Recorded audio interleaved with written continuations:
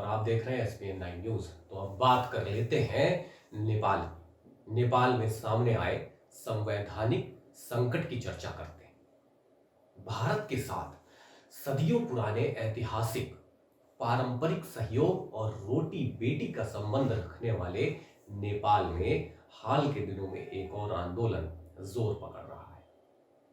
नेपाल का इस बार का आंदोलन दुनिया भर के देशों को चौंका भी रहा है, खासकर उन देशों को जहां की सरकार और जनता लोकतंत्र के लिए पूरी तरह से समर्पित है, जिसमें भारत भी है। 12वीं शताब्दी के इंग्लैंड से लेकर आधुनिक विश्व के हर देश में जितने भी आंदोलन हुए हैं, उनमें से ज्यादातर आंदोलन की लगभग एक ही मांग रही है कि उस देश विशेष में स्थापित सरकार के तौर तरीकों को बदलकर वहां लोकतांत्रिक शासन की स्थापना की जाए।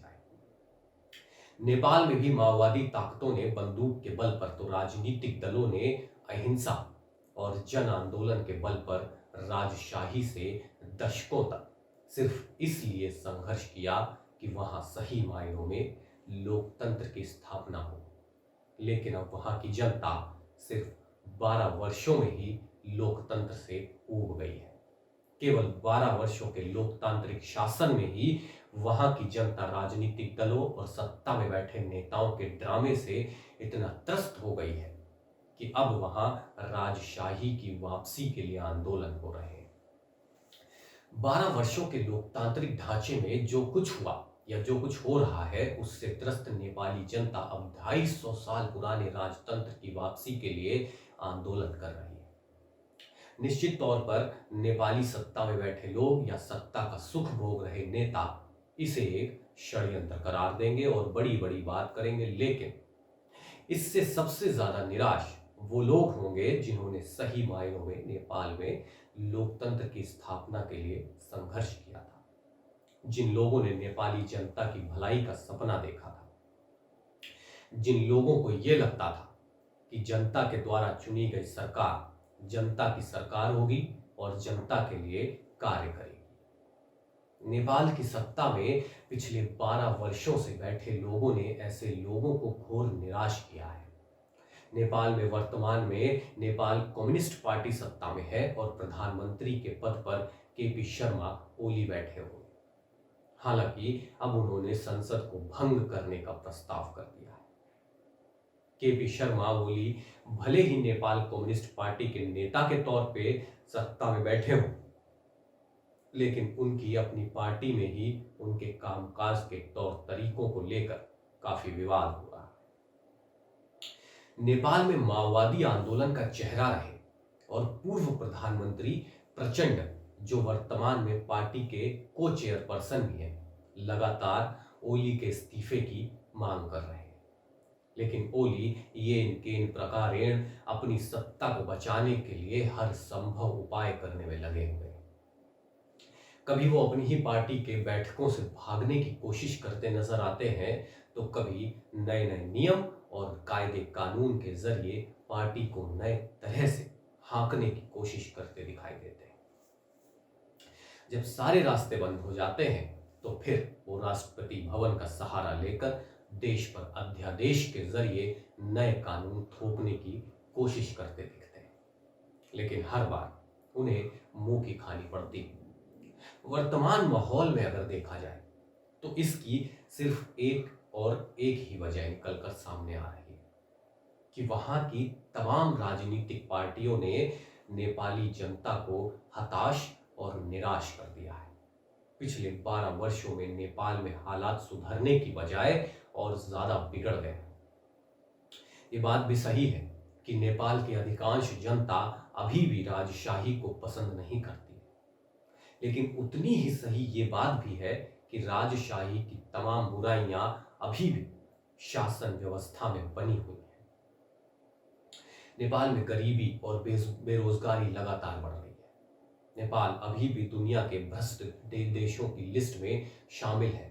करप्ट नेता और अधिकारियों के खिलाफ कोई प्रभावी सख्त एक्शन लेने में वहां की सरकार असक्षम दिखाई देती है। और सबसे बड़ी बात, वहां की सरकारें देश विरोधी रवैये की है। नेपाल और भारत के संबंध जग जाहिर है। आजादी के बाद प्रथम प्रधानमंत्री जवाहरलाल नेहरू के दौरे में नेपाल के राजा अपने देश के भारत में विलय तक को तैयार हो गए थे, लेकिन उस समय भारत ने ऐसा करने से मना कर दिया था। भारत ये चाहता था कि एक स्वतंत्र देश के तौर पर नेपाल का अस्तित्व बना रहे। भारत चीन के बीच एक बफर स्टेट के तौर पर नेपाल की भूमिका काफी अहम मानी जाती रही है, लेकिन 2008 के बाद सत्ता में आने वाली ज्यादातर सरकारों ने भारत विरोध के नाम पर नेपाल के राष्ट्रीय हितों तक से समझौता कर लिया। भारत नेपाल की सीमा खुली है, दोनों देशों के बीच आवागमन के लिए किसी पासपोर्ट या वीजा की जरूरत नहीं होती है। नेपाली नागरिक भारतीय की ही तरह भारत में शिक्षा ले सकते हैं, नौकरी कर सकते हैं। दोनों देशों के बीच रोटी बेटी का संबंध माना जाता है। भगवान राम की अयोध्या भारत में है तो सीता मैया का मैका जनकपुर नेपाल में है। सीतामढ़ी, मधुबनी जैसे बिहार के कई जिलों के हजारों गांवों के परिवारों ने अपनी बेटी या बेटे की शादी नेपाल में कर रखी है। नेपाल की अर्थव्यवस्था को मजबूत करने में भारत का अहम योगदान रहा है।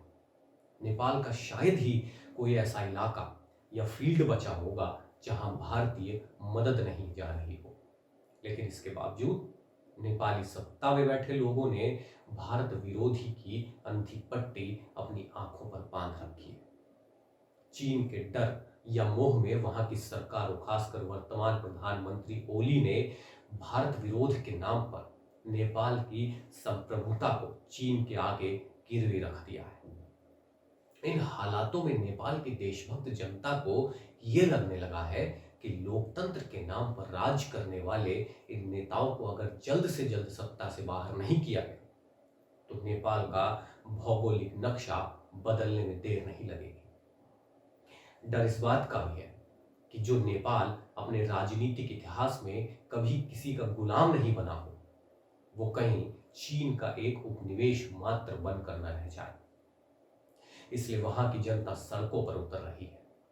इसलिए नेपाली लोग राजशाही को वापस लाने की मांग कर रहे हैं। वहां की जनता ये अच्छी तरह से जानती है कि एक तरफ भारत है जिसने हमेशा नेपाल की संप्रभुता और नेपाली जनता का मान रखा है। जिस भारत ने नेपाल के राजा के कहने के बावजूद नेपाल का भारत में विलय नहीं किया, वो भारत कभी भी नेपाल को नुकसान नहीं पहुंचा सकता है। तो दूसरी तरफ चीन है जिसकी विस्तारवादी नीतियों से पूरी दुनिया वाकिफ है। हैरानी की बात तो तब होती है कि जो बात नेपाली जनता की समझ में आ गई है, वो बात वहां सत्ता में बैठे लोगों को क्यों समझ नहीं आ रही। नेपाल के साथ साथ ये पूरे महाद्वीप के लिए बेहतर होगा कि नेपाल में राज कर रहे लोग जल्द से जल्द नेपाली जनता की भावना को समझकर उनके अनुरूप काम करें। अगर आपको ये वीडियो पसंद आई है तो इसे लाइक करें और कमेंट करके हमें जरूर बताएं।